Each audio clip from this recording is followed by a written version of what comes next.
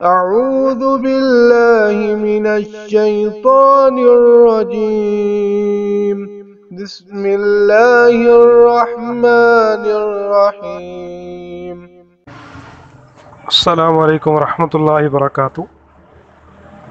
بھائی نے سوال پوچھا ہے کہ ہم یہ تو سنتے رہتے ہیں کہ والدین کے حقوق کیا ہیں جو اولاد کے ذمے ہوتے ہیں، بیوی بچوں کے حقوق کیا ہیں، تو ہمیں یہ بھی بتلانا چاہیے کہ اولاد کے حقوق کیا ہیں جو والدین کے ذمے واجب الادا ہوتے ہیں۔ دیکھیں، اولاد میں بیٹے اور بیٹیاں دونوں ہی شامل ہیں۔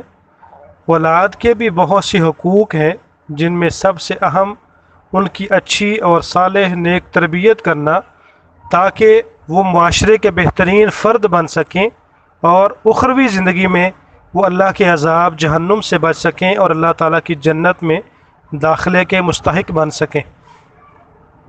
علماء کرام نے اولاد کے جو حقوق والدین کے ذمے ہیں ان کو دو حصوں میں تقسیم کیا ہے۔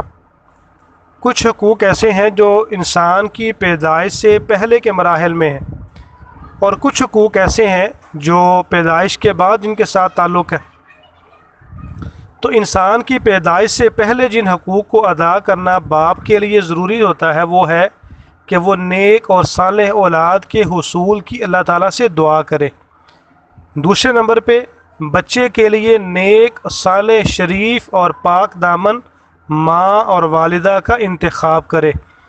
تیسرے نمبر پہ ماں کے پیٹ میں بچے کی حفاظت کا اہتمام کرے، اور چوتھے نمبر پہ ماں کے پیٹ میں اسے زندہ رکھنا یہ بھی باپ کی ذمہ داری اور اس کے حق میں شامل ہے۔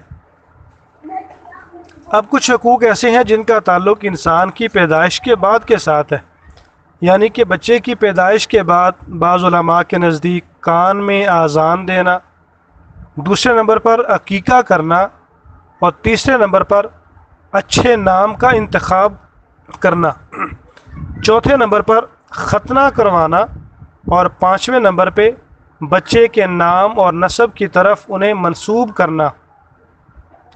چھٹے نمبر پہ چھٹا جو حق ہے وہ یہ ہے کہ ان کے لیے دودھ اور غذا کا بندوبست کرنا۔